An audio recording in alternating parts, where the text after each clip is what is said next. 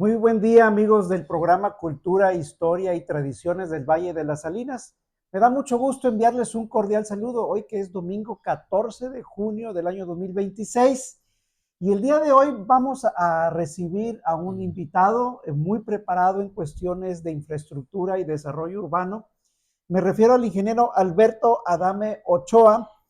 Él es presidente nacional de la Asociación Mexicana de la Industria de la Construcción, es especialista en lo que acabo de comentar, en infraestructura urbana, arcos viales de Monterrey. Él ha participado en la construcción, seguimiento y en vialidades, en pasos a desnivel, construcción de pasos a desnivel, infraestructura, carretera, y realmente es una persona autorizada para hablarnos de lo que le duele a el área metropolitana de Monterrey en cuanto a esa infraestructura que permita mejorar la calidad de vida. Alberto, me da mucho gusto tenerte a ti, te doy la bienvenida aquí a la hacienda Los Amores de la Doña. Como te decía, pasar 2 horas en el trayecto de ir de casa al trabajo y regresar, hay ciudadanos que pueden fácilmente pasarse más de 2 horas y eso disminuye la calidad de vida, porque es tiempo que esa persona no convive con la familia. Entonces, eso reduce necesariamente la calidad de vida. ¿Qué es lo que tú como especialista en este ramo ves? ¿Qué es lo que le duele a Nuevo León con respecto a este tema? Gracias, Danilo, por recibirme aquí en esta hermosa Casa de la Cultura. Y un saludo a tu auditorio. Yo Gracias. sé que se van a quedar muy contentos con la pregunta y creo que la respuesta, pues, es desde mi punto de vista muy personal, de la experiencia que yo he tenido aquí en Nuevo León en cuanto a las vialidades, y que la preocupación por tener una buena vialidad no nace desde el día de hoy.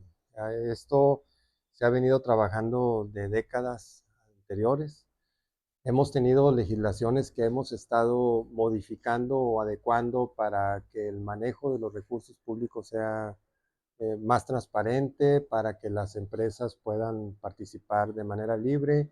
Y aunque no, digamos que Nuevo León no está perfecta como nosotros lo quisiéramos, creo que somos un modelo, digamos, a seguir en el resto del país, porque hoy por hoy aquí en Nuevo León la apertura para las licitaciones está.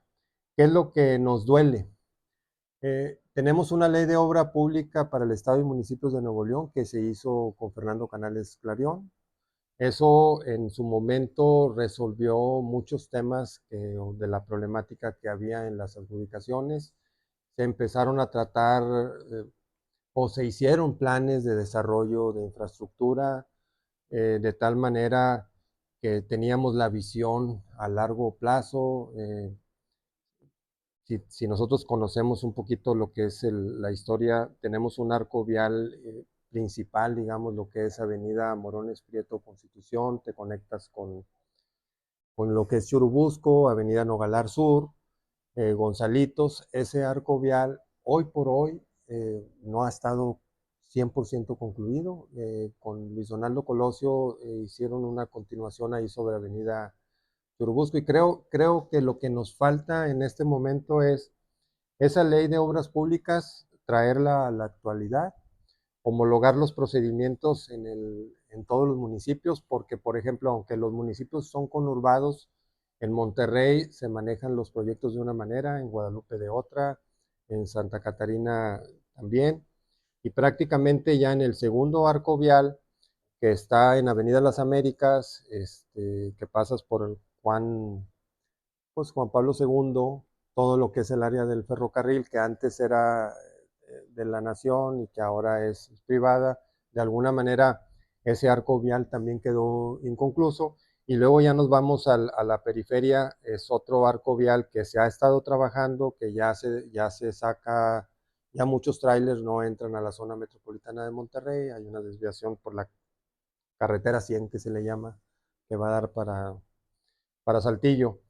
Creo que si nosotros actualizamos la ley de obras públicas para el Estado y municipios de Nuevo León, hacemos un reglamento, homologamos los procedimientos de licitación, pasaríamos a un siguiente nivel. Y la otra cosa que creo que sí nos duele bastante es respetar los planes de desarrollo que se hagan. Por ejemplo, se han ido resolviendo los temas de los pluviales. Tuvimos dos sucesos, el Gilberto primero y después el Alex, que nos hicieron cambiar un poquito la vialidad. Y desafortunadamente ese par vial ya no se sujetó al arco. O sea, si tú ves Morones Prieto y Constitución, le cambiaron. Recuerdo, por ejemplo, sin aras de criticar, todo lo que es el señalamiento horizontal y el señalamiento vertical, como que ya no es importante. Una obra de vialidad debe de tener su superficie de rodamiento, digamos, su manejo pluvial, su señalamiento horizontal y su señalamiento vertical, para que un automovilista pueda tomar decisiones con tiempo el cambiarse de un carril o a otro. Se pierden muchas horas hombre cuando tú vas por un lugar y luego te equivocas, agarras un tramo que no debieras y te vas. Ahí se pierde. La otra es que estos arcos viales que te comento están incompletos. Los tres. Los tres. Álgame. Los tres. Entonces, ahora sabe por qué tenemos este caos vial. O sea, los tres arcos viales, los tres más, ¿cómo le llamas? Sí. Los más importantes, el 1, el 2, vamos a llamarlo 1, el 2 y el 3. El 3. Si nosotros, vamos a una ciudad de Estados Unidos, allá le llaman los loops. Desde que tú te subes a un loop, le estás dando vuelta y vuelta y vuelta y no te paras, porque todo es con pasos a desnivel. Aquí no, aquí si te subes a un arco vial, o te topas con el ferrocarril, o te topas con un semáforo, o inclusive te topas con que un alcalde, y no voy a hablar de Víctor Fuentes, pero por ejemplo, un alcalde da el permiso de una obra donde se interrumpe, donde está incompleto un arco vial, cuando se deberían de generar las políticas públicas para que por esa zona se respete obviamente la propiedad privada, pero que sea o que se pase por arriba o que se pase por abajo o que se pase por un lado, pero esos arcos deberían de continuar. Oye, qué interesante, no había visto la ciudad en ese aspecto, ¿verdad? En esos tres arcos viales. Mira, el que viene sobre, por ejemplo, sobre Rangel Frías, vienes y topas en la colonia Topo Chico y ahí ya se pierde. Ya se pierde. O sea, ese tipo de situaciones están en los tres. En todo, siempre vas a encontrar cuellos de botella. Vas por 3 carriles y luego de repente te los cambian a 2 y a veces a 1. Deben de ser carriles continuos y únicamente cuando te vas a salir, bueno, ya te sales y ahora sí ya te incorporas, pero en una zona muy específica. Ok, entonces en parte es esa situación de no estar terminados, estos arcos viales es lo que explica el caos. Es un enorme caos. Yo creo que la gente que nos está viendo lo ha sufrido más de una vez. Mira, por ejemplo, ahorita tenemos aquí un problema muy fuerte en el Valle de las Salinas, el famoso Triángulo Norte, que ha sido parte de una pugna incluso del alcalde de Escobedo, Andrés Míguez, le reclama al gobernador un cierto dinero que es para terminarlo. ¿Y quién viene pagando el plato? Los ciudadanos. El automovilista, porque, por ejemplo, tú vas por una calle y está llena de baches, sí, no te van a pagar. Es falso eso de que repórtalo y te vamos a arreglar la suspensión. No, el procedimiento para recuperar el dinero cuando caes en un bache te sale más caro que irlo a arreglar tú mismo. Entonces, lo que debe de estar es que tu automóvil esté protegido desde que te subes a la vialidad y que no haya superficie que dañe tu vehículo. Oye, y aquí no le podemos echar la culpa a ningún gobierno de algún color en específico. Todos han hecho este tipo de cosas. Por ejemplo, ahorita decía lo de Víctor Fuentes. No sé si te refieras a acá, ese arco vial donde querían hacer unos edificios, unos departamentos. Edificios de departamentos, o sea, que él decía, es que es propiedad privada. Sí, ahí me imagino, ¿cómo se llama ese? Juan Pablo Juan Pablo II, II, acá pegado al Topo Chico, ¿no? pegado al Topo Chico. Pegado al Cerro del Topo Chico. Sí recuerdo muy bien porque incluso me tocó pasar en una ocasión, estaban los vecinos manifestándose y yo más o menos me imaginé para dónde iba la problemática, pero así está toda nuestra ciudad. ¿Qué se podría hacer para arreglar esta problemática? Ahorita me decías que la ley de obra pública para el Estado de Nuevo León, que se aprobó con Fernando Canales, no se ha actualizado y no tiene reglamento. No tiene reglamento. Se han ido haciendo reformas, pero esas reformas, lejos de beneficiarle, digamos, a lo que a nosotros los ciudadanos, nos están perjudicando porque cuando se hizo esa ley, se quiso poner una frontera en cuanto a hay obra pública y una adquisición o un servicio. Anteriormente, la ley federal con Salinas de Gortari sacó un librito muy pequeño donde hablaba de la ley de obras públicas y adquisiciones y de alguna manera había confusión en cuanto a las fronteras. No es lo mismo pagar, comprar muebles que construir una obra. No. Entonces, las reformas se han ido haciendo para darle más fuerza a la contratación de una obra pública como si fuera un servicio. Y al momento de hacerlo de esa manera, le dejas al Estado indefenso para el cobro de las garantías. Oye, ahorita también comentábamos que la oposición ha manifestado que muchas de las obras del metro o del monorriel se realizaron sin un proyecto ejecutivo, sin un plan ejecutivo. ¿Cuáles son las ventajas y desventajas o por qué se pudo hacer esto? ¿Y en qué perjudica al ciudadano? Bueno, se perjudica bastante. Cuando se hizo la ley de obras públicas para el Estado y los municipios de Nuevo León, se le daba más fuerza al precio, a un contrato a precio unitario y tiempo determinado. ¿Por qué? Porque de esa manera tú tienes que tener o elaborar un proyecto ejecutivo y en base al proyecto ejecutivo tú invitas a las empresas a que te presenten tus propuestas y tú se la vas a dar a aquella que presente la propuesta solvente más baja. Pero estás hablando de que ya analizaste, ya hiciste estudios, ya tienes un proyecto, ya revisaste con las diferentes, digamos, con agua y drenaje, con Telmex, con las empresas de cablevisión, con gas natural, cuáles son las obras que de alguna manera están pasando por ahí y de esa forma tú elaboras un proyecto que te va a dar mejores resultados. Al hacer un contrato llave en mano, que es lo que se hizo en este actual gobierno, simplemente le estás diciendo a la empresa, tú me vas a poner un tren que salga de esta ruta con estos pasos y cuánto me lo cotizas.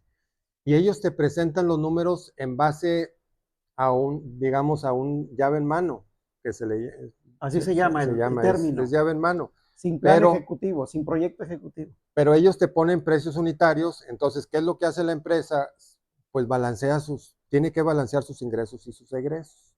Si ve que sus egresos son muchos y sus ingresos empiezan a disminuir, pues ejecuta conceptos que le hacen recuperar dinero y eso al final de cuentas le afecta al gobierno y nos afecta a nosotros. ¿Por qué?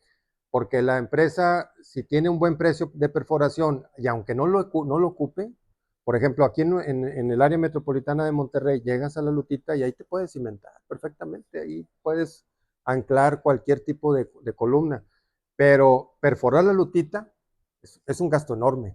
Pero si tú tienes ese precio autorizado, ¿qué es lo que haces? Métele más metros aunque no los ocupe para yo en este momento tener ingreso y de esa forma me doy financiamiento a A mi ver, proyecto. dijiste la luctita, Lutita es para la que piedra. la piedra, entonces es la Sí, piedra, o sea, ahí puedes cimentar sin necesidad de escarbar más nada, no más. y a veces ahí no se necesita, como luego dicen que sucede en algunos hospitales, no se necesita, pero usted hágaselo para cobrarle más. Sí, En pocas palabras, para balancear. para balancear. Entonces, lo que señaló Adrián de la Garza, de que hubo unos drenajes, una parte del drenaje profundo que Sí. se tapó hasta un 80%. ¿Eso es verdad? Sí, eso fue lamentable. ¿Por qué? Porque tú cuando compras una vivienda o te estableces en un comercio, estás convencido y seguro de que ya el riesgo es mínimo. Es mínimo. Y ya tenemos una experiencia, como ya tuvimos dos fenómenos, el Gilberto y el Alex, pues ya prácticamente es como en la Ciudad de México, lo que se tenía que caer ya se cayó y lo demás se ha ido construyendo en base a las especificaciones de los sismos y todas las obras ahorita se están haciendo en base a esa, digamos, registros de lluvia que tenemos. Pero si vienes con una obra y tapas el drenaje pluvial, pues al no tener salida del agua, se A eso eleva el se debe nivel. que en las últimas lluvias, ahí en Gonzalitos, Es correcto. hubo unas inundaciones que ya no veíamos de hace muchos años. Ya no se ¿Sí? veían porque estaban las obras del pluvial ya listas, viene un mal contrato y perjudica a todos los comerciantes. ¿Quién les paga eso? Ok, y eso tiene solución al final de cuentas, pero sale más caro, pero No, tiene solución, por supuesto que tiene solución. Por pero es ejemplo, caro. si ya anclaste ahí esa columna, ya pagaste la columna, ¿qué es lo que tienes que hacer? Es o una de dos, Un bypass o sí, una especie. un bypass para el agua o definitivamente quitar esa, volver a abrir el paso, porque si no te dan las pendientes, no te queda de otra más que quitar esa columna y poner digamos, un arco. Ah, un arco para que pase por. Ok, ya. Pero eso te lo da el proyecto. El Tú vas proyecto a, ejecutivo. sí, no tienes por qué poner en riesgo a la gente en los automóviles ni a los comercios, porque pues un automovilista que perdió su carro por alguna inundación de esa naturaleza o un comercio que perdió su patrimonio, ¿quién se los va a ¿Quién pagar? se ¿Un lo seguro? recupera? Ay, Sí, sí, mira, lo que pasa es que yo les comentaba que, y lo voy a decir aquí abiertamente, ¿verdad? Siento que el gobernador Samuel García está muy joven como para acordarse la gente que murió ahogada allí en Gonzalitos por donde está el ferrocarril. O sea, acuérdate de 1987, ¿verdad? Entonces, para muchos de nosotros fue lamentable cantidad de carros que fueron arrastrados. Y entonces, en ese sentido, yo creo que si Samuel tuviera un conocimiento más holístico de la cuestión histórica, no haría ese tipo de cosas, ¿no? no. Porque ahora estamos en riesgo de tener ese tipo de situaciones que ya habíamos superado. Pero ahora, un gobernador no tiene por qué ser experto en todo. La pregunta sería, ¿por qué las empresas que están construyendo o no le dijeron al gobierno o le dijeron y le dijeron, tú síguele para adelante? Lamentablemente cada quien va a cuidar su negocio. Si yo a ti te digo, construyeme un cuarto en esta parte, te lo pago a tanto y te digo, aquí están las especificaciones, construyemelo, tú vas a pensar que ya se tomaron en cuenta todos los riesgos. Tú haces el cuarto y me lo cobras. Pero yo, que soy gobierno, yo debo de cuidar absolutamente todos los protocolos que ya existen.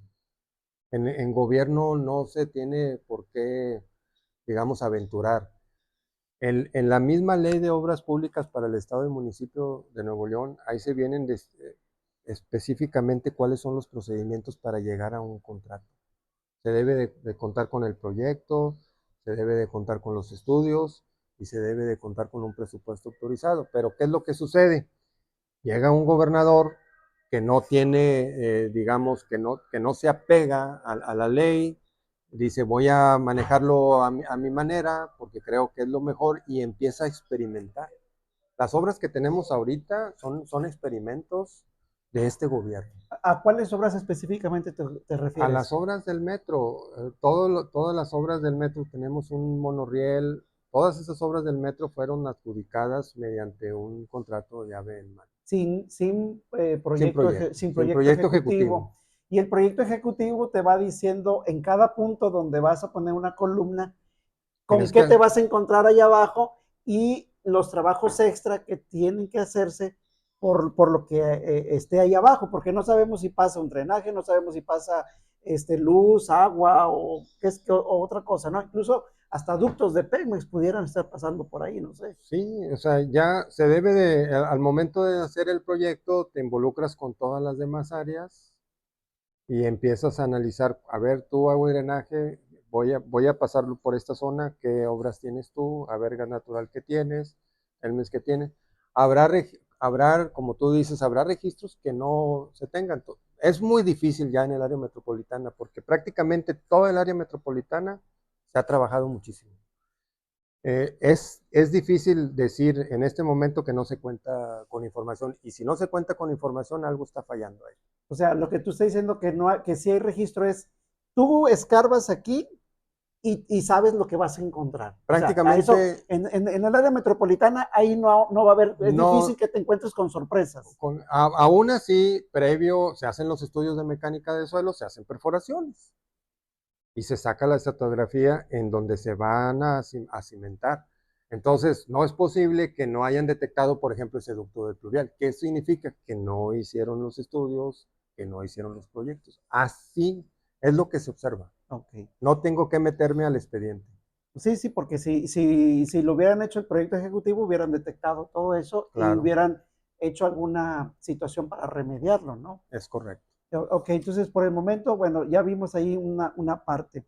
¿Qué más nos podrías decir con respecto a esa situación que tenemos, aparte de la cuestión de movilidad? ¿Qué otra cosa crees que Nuevo León debería de enfocarse pues para verdaderamente decir que somos una ciudad con calidad de vida, ¿no? Mira, nos hemos quejado a lo largo de la historia de Nuevo León de muchas cosas y hemos experimentado mucho en el tema del transporte público. Antes nos quejábamos de la mala calidad de los camiones. ¿Por qué? Porque a quienes se les concesionaba, digamos, ponían camiones de mala calidad. Hoy por hoy el gobierno tiene el monopolio del servicio y de alguna manera las aplicaciones, por ejemplo, como Uber, como Didi, y hay otras ahí que no conozco o que se me escapan los nombres, esas, digamos, han estado ofreciendo el servicio de la movilidad. Pero ¿qué es lo que pasa en este gobierno? Muchas rutas las quitaron y le están dando la solución, digamos, todo es con camiones comprados del gobierno, que sí, obviamente tenemos que reconocerlo, que los camiones de ahorita son de mucho mejor calidad de antes. Pero antes había 20 camiones en mal estado dando el servicio a una población muy baja y ahora tenemos 5 camiones en muy buen estado dándole un servicio A una porción a más. una población más alta. Creo que en el tema de movilidad lo que nos falta es que se le dé apertura a lo privado para que las rutas que el gobierno no pueda cubrir, pues que las cubra una empresa privada, pienso yo. Sí, mira, déjame te platico, ¿verdad? Cuando yo estaba estudiando aquí, se hizo la línea uno del metro y precisamente yo vivía ahí por la Expo de Guadalupe.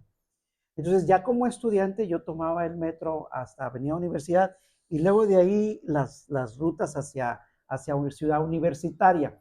Pero yo me acuerdo que había una que otra ruta de muy buena calidad, ¿no? No sé si tú te acuerdes, la ruta La 1, ruta 1, la ruta 17, la sí. ruta 18, daban un excelente servicio. Había otros, como dices tú, que su servicio era con camiones viejos, etcétera, ¿no? Lo que tú quieras, con una relativa deficiencia, ¿no?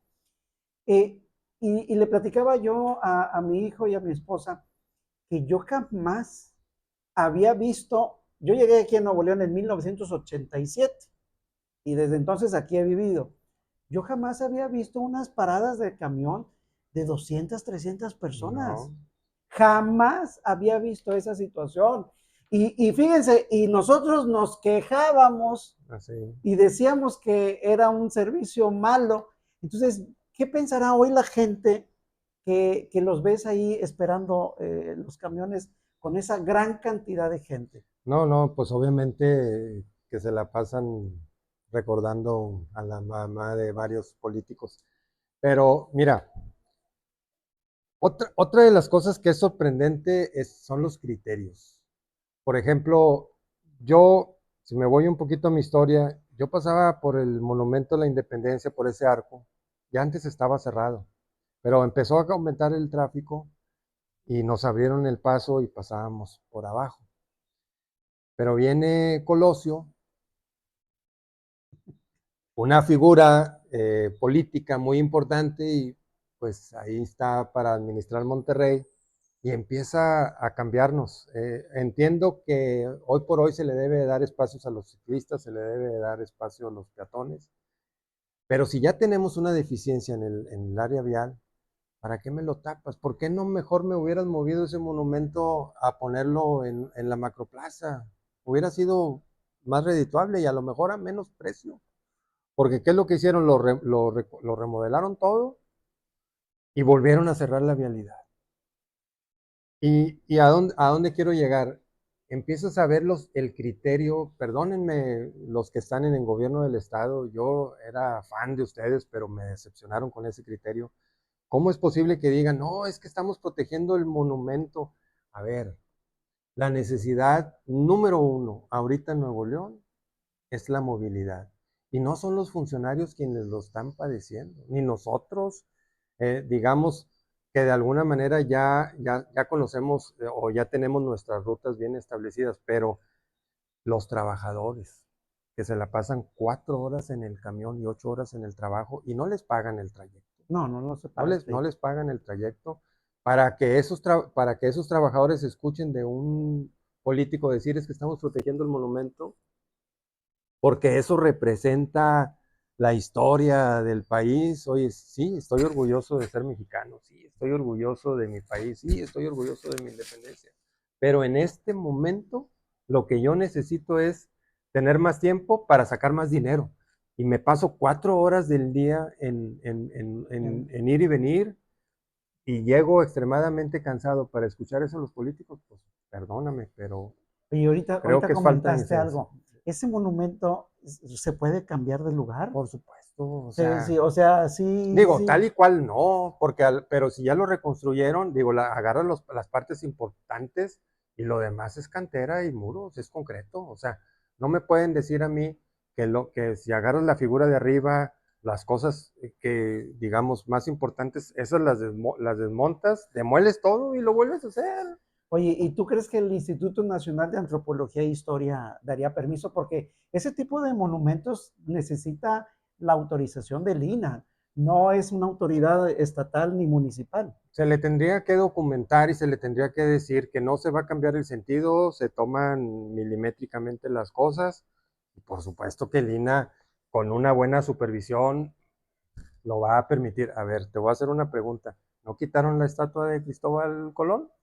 Bueno, pero es una estatua, digamos, podría ser un monolítico. Mira, yo más bien te diría, en la ciudad de Guadalajara hay un edificio que así como estaba, lo movieron unos metros porque iba a pasar ahí. No sé cómo se llama ese edificio. Si alguien nos pudiera ayudar en los comentarios, pero yo recuerdo que, o sea, si se puede hacer eso, pues me imagino que se puede mover ese, ese monumento a la independencia, ¿no? Sí, o sea, al final de cuentas toda estructura tiene ciertos componentes que no los vas a poder volver a hacer porque se hicieron con la mano de obra de aquel momento. Pero hay muchas cosas que sí los puedes replicar. Ok. Sí los puedes replicar. Obvio, si tú te pones en contacto con el INAH y buscas un adecuado procedimiento y protocolo, te lo van a ir autorizando. Que te va a costar, sí te va a costar. Eso es si quieres mantener. Y si no, pues deja la vialidad y como está. Abierta. ¿Cuántos años pasamos por abajo de ese No, pues arco mucho, pues y qué daño les hicimos? no, no, Ni uno. ninguno. No, realmente a veces los razonamientos que dan los funcionarios públicos es un poco, como que le dudamos, ¿no? Por ejemplo, viene Colosio, tapa la vialidad y dice que es para proteger el monumento. Y luego viene Adrián de la Garza y utiliza un aparato, no me acuerdo cómo es, una rompedora, Es una creo. rompedora de... Miren, déjenme les digo una cosa. En esta casa que se restauró con los estándares del INAH, no dan permiso de construir a 1 metro de la pared. O sea, tú quieres meter una columna aquí, no te dan permiso. Y entre otras cosas, por la cimentación. Pero también, imagínate, si quisiéramos poner aquí una rompedora, tampoco por la vibración, porque ya son Sí. construcciones de muchos años. Entonces, ¿quién? O sea, ni unos ni otros. No te Unos puedo por decir. cerrarlo y otro por No, abrirlo. pero Total que yo creo que ahí Adrián fue más que todo por la foto, porque muchas veces el político agarra el equipo y lo hace así nada más para demostrar Pero ¿a poco no tiene gente que le vaya a decir, oiga, si usted aparece con esa rompedora, le van a tupir, le van a criticar, porque no se puede hacer ese tipo de cosas cerca de un de monumento. un monumento histórico protegido por el INAH? Señores, elijan bien a sus funcionarios para que los orienten y no sean, y muchas veces sí los orientan, pero algunos funcionarios son cabezones, no entienden, no hacen caso. No, por eso yo creo que si Colosio no tuvo la capacidad de hacer una buena obra vial ahí, Adrián debió haberse primero reunido con el INAH Claro, y decirle, claro. ¿sabes qué?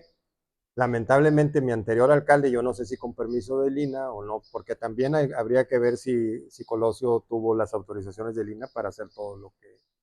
Habría que ver, yo me imagino que sí, pero lo que sí te puedo decir es que un municipio como Salinas Victoria, digamos que es un municipio mediano, cuando nosotros compramos esta casa y dijimos que queríamos hacer una restauración, lo primero que nos dijo el secretario de Desarrollo Urbano, yo no te puedo autorizar esa ampliación, te la tiene que autorizar el INAH. Y si un municipio mediano, que en ese momento podíamos decir que Salinas era pequeño, digamos, o no tan grande como está ahorita, si un municipio con esas características tenía un secretario de desarrollo urbano que sabía lo suficiente para decirnos a nosotros como dueños que esa restauración no podía autorizarla él, no creo que Monterrey, No, sí, en Monterrey sí lo no creo tiene. que en Monterrey, por favor, si Adrián de la Garza me dice, es que yo no sabía, o mi secretario no me dijo, No, discúlpame, Adrián de la Garza, yo no te creería. ¿Sí? no, Yo no no. te creería, sinceramente. Y te lo digo en buena onda. Entonces, siento que a veces, por eso te digo, a veces son cabezones Bueno, algunos funcionarios, pudiera pensar que Luis Donaldo Colosio no sabía nada. pero no sé quién era su secretario de Desarrollo Urbano. No, pues si te vas al secretario de ayuntamiento, trajo a una Sí, muchacha o no, muchacho, no sé, de de la México. Ciudad de México. Trajo De la- una, sí, que ni siquiera era de aquí. Entonces, es entendible sí, que, oye, tú no eres de aquí, tu secretaria del ayuntamiento, o secretario del ayuntamiento, ya no sé, con eso de la equidad de género, la pones como secretaria del ayuntamiento, entonces es entendible que no supo dirigir claro. al municipio, a Colosio, y por eso el fracaso en su elección. Sí, de hecho, si ustedes han caminado por la calle Vicente Guerrero, ahí es de donde está Ruiz Cortines hacia Monterrey, se le criticó mucho que quitaron carriles para los automóviles y luego en la calle Ocampo, de Juárez hacia la Macroplaza, sí hizo Campo, también quitaron carriles para los automóviles y se hace ahí un merequetengue, ¿no? No, yo me acuerdo que cuando Abel Guerra hizo la ampliación de Venustiano Carranza, lo criticaron muchísimo. ¿Y qué hubiera pasado si esa avenida Venustiano Carranza no estuviera? Cuando se hizo la ampliación, no. O sea, sí ha habido políticos en Nuevo León que han buscado mejorar la vialidad, mejorar nuestra infraestructura, pero también hemos tenido políticos que han ido caminando en sentido contrario. ¿Qué me dices, por ejemplo, de la gran crítica que recibió Fernando Canales por hacer la presa Rompepicos? Y nos ha salvado por lo menos en 2 ocasiones de tener una tragedia de grandes dimensiones. Miren, Nuevo León ha tenido varias inundaciones. En 1909, tú sabes, hubo una inundación en la que los registros más optimistas dicen que murieron 3,000 personas y los más pesimistas hasta 6,000 personas porque hubo una inundación ahí en el río Santa Catarina se desbordó y gran cantidad de gente murió. Imagínate ahorita que mueran 3,000 personas por una inundación. O sea, Una si, pérdida. si ahorita se nos haría muchísimo, No, imagínense en aquel tiempo, 1909, ¿quién era gobernador? Bernardo Reyes. sí, ahorita no serían 3,000, serían 40, 50,000 personas Por eso, por lo poblacional, por lo por eso te poblado que digo, tenemos. a veces a estos personajes se les critica, juzga de manera muy severa hacer este tipo de infraestructura, y ya con el paso de los años nos damos cuenta que fue una decisión excelente. Esa obra ya se pagó. Sí, no, ya se Ya. pagó en el sentido de no muertos, Sí, de no tragedias, de ya veras. los daños. A veces es importante que sepamos los ciudadanos elegir de manera correcta a nuestros presidentes municipales, al gobernador, para que realmente sean hombres y mujeres de Estado. Cuando hablamos de hombres y mujeres de Estado, que sepan hacia dónde va el crecimiento, ¿no? Sí, ahora otro de los problemas fuertísimos que tenemos en el área metropolitana de Monterrey es la contaminación, pero tenemos que analizar cuáles fueron las causas. Cuando Nuevo León tenía una ley de desarrollo urbano que manejaba el Estado y que no tenía el municipio autónomo la decisión en cuanto a los desarrollos, se creó la figura del área verde. Cada vez que tú ibas a desarrollar un terreno tenías que destinar un área verde para, digamos, para mantener el equilibrio ecológico. Viene una reforma donde le da el poder a los municipios y todas las áreas verdes se escrituran a los municipios, y los municipios, como no tienen dinero, venden esas áreas verdes. Entonces ya no son áreas verdes, ahora son áreas, hasta antros o edificios o casas. Y si hacemos una radiografía del área metropolitana de Monterrey y la comparas, por ejemplo, con Houston, con Dallas o con cualquier otra ciudad que te guste, nos vamos a dar cuenta que la contaminación sí, en cierta forma, tiene mucho que ver con la industria, pero también es que no hay un amortiguamiento en esas áreas verdes que se vendieron y que se destinaron para otros usos. En las áreas verdes, ¿qué es lo que hicieron? O las vendieron, o construyeron escuelas, o construyeron hospitales, clínicas o centros comunitarios. Entonces, debemos de analizar cada vez que se va a hacer una obra o cualquier desarrollo, se debe de checar perfectamente cuántas personas van a habitar ahí y cuál es el área verde que se requiere para generar el oxígeno. Hay hasta un chiste, ¿no? Que dices, te quitan el internet o el wifi, te enojas, Sí. pero te quitan los árboles que te generan oxígeno y ni cuenta te das. Sí, sí. De hecho, creo que hay un estándar internacional que marca que por cada persona lo ideal es que haya 9 metros de área verde. Si no recuerdo mal, o sea, lo estoy diciendo de memoria, Sí, ¿eh? Pero sí existe existen esos lineamientos, esas normas internacionales y que de alguna manera ya las tenemos en nuestro estado, que se deben de aplicar. Y ahorita, si bien ya no se están construyendo desarrollos en el área metropolitana porque ya están, hay muchas zonas abandonadas. Hay comunidades, o sea, o colonias enteras que se han ido, digamos, desplazando, o hay edificios que tú pasas y los ves abandonados. Creo que se debe de hacer un estudio por zona y analizar cuánta población hay en esa zona y checar esos metros cuadrados y hacer el propósito de que se restituya esa área verde. Mira, si no recuerdo mal, creo que son 9 metros cuadrados por cada persona, por cada habitante, y creo que en Nuevo León no llegamos ni a 2 metros No. cuadrados por persona de área verde. Entonces, a ese nivel de deficiencia, por eso si usted se pregunta por qué tenemos esta contaminación, pues en parte ahí está en parte está la respuesta. Además que fíjate, la contaminación que genera la refinería también afecta. Y yo siempre he comentado ahí que los vientos dominantes de Nuevo León son precisamente de oriente a poniente, digamos, de Cadereyta hacia Saltillo. A esos son los vientos dominantes. Entonces, tú pones la refinería de aquí y lo que emite la refinería, pues viene a dar para acá, ¿verdad? Entonces, yo creo que también ahí hubo en su momento una falta de estudio de ese tipo de cosas, porque, mire, cuando usted viene de Saltillo, entrando a Monterrey, se ve todo el mundo sabe, una Una nata nata. de contaminación. Y cuando vamos de aquí de Salinas Victoria hacia Monterrey, no pases por arriba donde está Topo Chico, se nota así en el área que es el área poniente de Monterrey, se nota así una nubosidad bien, bien triste y bien tremenda. Sí, yo voy a hacer unos comentarios que voy a molestar a algunos ambientalistas, algunos son amigos, y que me dicen, Adam, es que deberían de cerrar las industrias y deberían de cerrar las pedreras. A ver, para cuando tú llegaste, ya estaba la industria y ya estaba la pedrera. ¿Qué es lo que pasa? El municipio autoriza un fraccionamiento y no le importa que haya una pedrera. Y todo se puede resolver, todo se puede resolver. No es lo que tenemos que hacer es no cerrar, sino remediar. A ver, si ya está instalada una pedrera, pues en una circunferencia no se debe de autorizar un fraccionamiento para uso habitacional.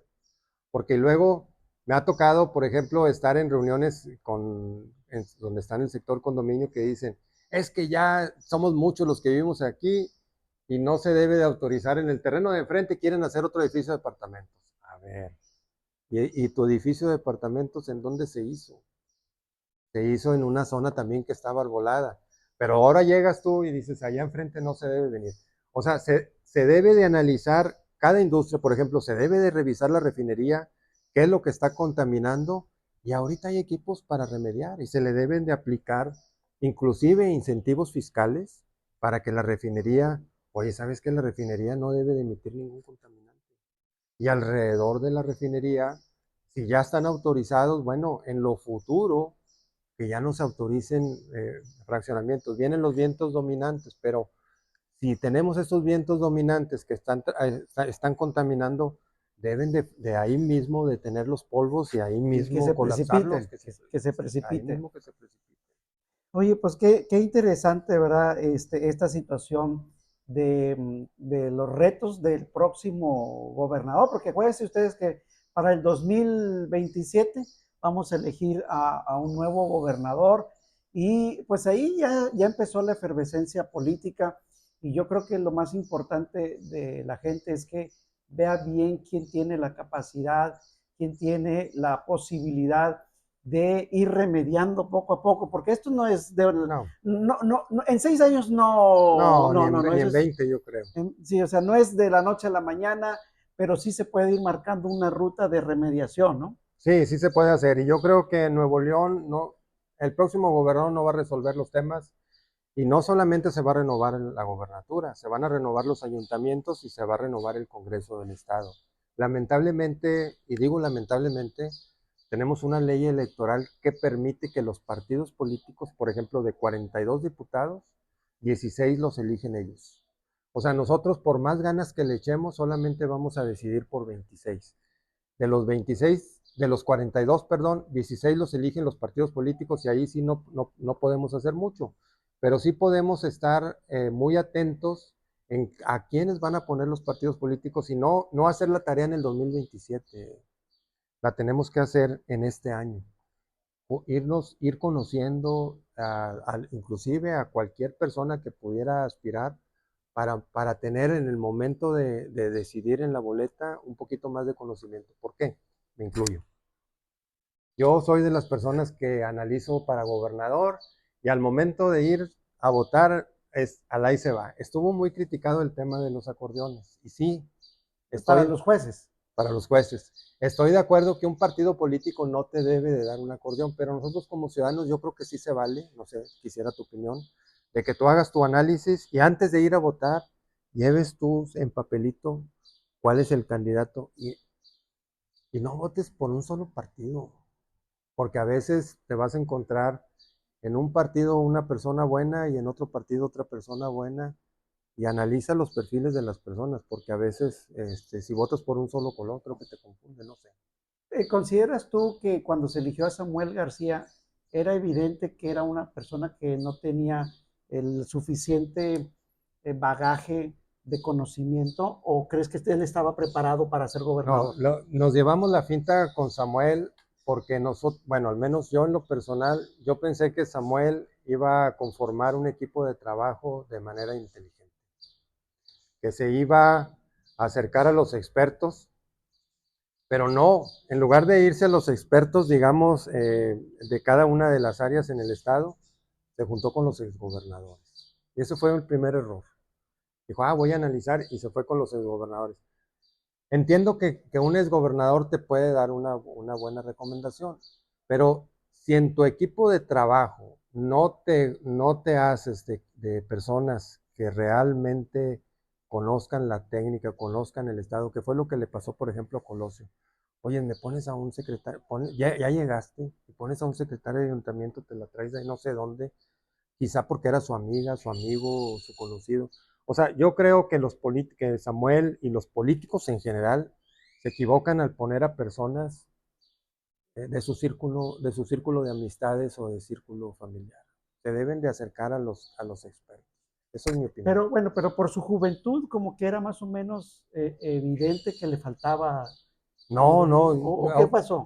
yo al contrario, pensé que por ser tan joven, por tener esa energía, iba a tener el impulso. Creo que se equivocó al seleccionar su equipo de trabajo. Bueno, y ahora cómo ves tú los candidatos que vienen? Yo los veo con más madurez, más correteados, ¿no? Pues, Más correteados, incluso casi que de todos los partidos políticos, ¿no? Digo, en el PRIAN está Adrián de la Garza, que ya tiene mucho tiempo de estar en la administración pública. Los perfiles de Morena también ya tienen mucha tiempo de estar en la vida política.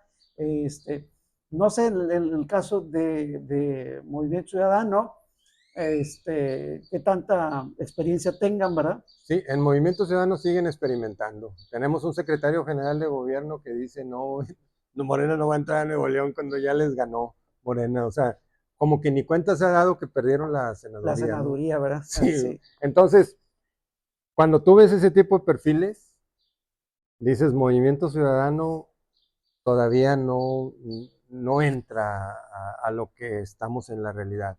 Yo estuve en el informe de gobierno de Samuel, me quedé impresionado con su presentación, una formalidad impresionante y en tiempo y forma dijo que para el Mundial iban a estar todas las obras concluidas. ¿Qué pasó? Pues no sé, pues mira, yo te voy a decir una cosa, y se lo platicaba yo a mi esposa en unos días. Estuve escuchando a Fernanda Familiar y habló maravillas de Monterrey. Yo no sé si la señora, porque ese día estaba transmitiendo desde aquí, desde Monterrey, a mí se me hace que se la llevaron del aeropuerto en helicóptero hasta San Pedro, Pues sí. porque habló. Yo he ido últimamente varias veces al aeropuerto. Es un caos. O sea, es un caos. Por donde te muevas. Por donde te muevas. Entonces yo no sé, y lo digo directamente, señora Fernanda Familiar, pues ¿por dónde llegó usted a San Pedro? Se me ¿Por hace que dónde llegó? a lo mejor por Saltillo, en Sí, carro. no, a lo mejor llegó a Saltillo y la trajeron por allá, no sé, Sí. porque realmente me está hablando de un Monterrey que yo desconozco. Y vaya que en el mes me muevo por casi todo el área metropolitana, hasta 2, 3 y 4 veces en el mes. O sea, no se crean que yo porque vivo aquí en Salinas Victoria, no ando allá, porque te he platicado, tenemos un negocio, visitamos clientes y me muevo por... No. Dios mío, o sea, entonces, ese tipo de gente que tiene el micrófono diciendo una cosa que no es la realidad de Monterrey, ¿verdaderamente nos ayuda a los ciudadanos? Pues mira, ayuda a la imagen del político. Pues sí, ese es el detalle. Ayuda a la imagen del político, pero al ciudadano ya no lo haces tonto. O sea, como por ejemplo tú, como yo, como la mayoría de los que transitamos por las avenidas de Monterrey, que sabemos que hay partes en que dices tú, por aquí no, porque sé que el carro me lo voy a echar y si entro es por necesidad, no porque tengas el gusto. Si vas a agarrar el aeropuerto, ya no sabes por dónde irte, dices, pues me tengo que ir por la autopista. Han liberado las casetas para que ya no pagues, casetas que ya no deberían de existir. Por ejemplo, de aquí a Juárez, tienes la opción de irte por la libre, Por la libre, sí, por acá, por por la Santa libre, Rosa, digamos. pero que Dios te libre. Sí, sí, sí, sí. ¿Sí? O sea, lo que es libre ya ni siquiera le dan mantenimiento y te vas por semáforos. A veces uno tiene que evaluar qué tengo que hacer. ¿Pago la caseta o pierdo tiempo o el riesgo de que me pare un tránsito y que me quite dinero? A veces Sí. dices, me sale más barato pagar la Pagar la caseta. caseta y no es económico las casetas, sobre todo, por ejemplo, aquí en la la de cuota, para agarrar hacia, pues hacia Miguel Alemán, te cobra 79 pesos. Y si te vas directamente para Cadereyta son 180 pesos. O sea, pero bueno. Oye, qué interesante plática, de veras te agradezco, Alberto Adame. Estamos hablando con Alberto Adame Ochoa, presidente nacional de la Asociación Mexicana de la Industria de la Construcción, y estuvimos platicando acerca de esta infraestructura vial. No sé si antes de terminar esta transmisión quieres comentar algo más. Hombre, pues agradecerte tu invitación y agradecer a los que nos están escuchando la oportunidad de esta plática y ojalá no quede aquí, ojalá ¿No? podamos seguir platicando. Tenemos que abrir diálogos con todos los candidatos. A mí me critican mucho y yo no sé ti. Me dicen, oh, esa dame estás con uno y luego con otro. Sí, pues tengo que ir a conocer a uno y luego conocer al otro. La decisión la vamos a tomar el día que vayamos a cruzar en la boleta. Y ya no podemos equivocar. Ya, O ya. sea, ¿tú crees que nos equivocamos con el Bronco y Nos con Samuel? equivocamos con Jaime, nos equivocamos con Samuel. Y si nos volvemos a equivocar, pues a lo mejor nosotros ya no nos va a tocar que se arregle esto. O sea, creo yo que la decisión del 2027 ya no nos podemos equivocar. Pues bueno, ahí está el comentario final de esta plática. Yo le agradezco al presidente nacional de la Asociación Mexicana de Industria de la Construcción habernos visitado en este espacio cultural, la Hacienda Los Amores de la Doña. Y al final de cuentas, usted, que es el que va a ir a emitir un voto el año que entra, pues que lo hagamos bajo esa conciencia y bajo esa advertencia, ¿no? ¿Sí? De lo que tú nos señalabas. Pues les agradecemos a los amigos del programa Cultura, Historia y Tradiciones habernos acompañado hoy que es domingo. Te agradezco mucho que hayas venido en domingo y aquí seguimos trabajando. Muchas Gracias. gracias.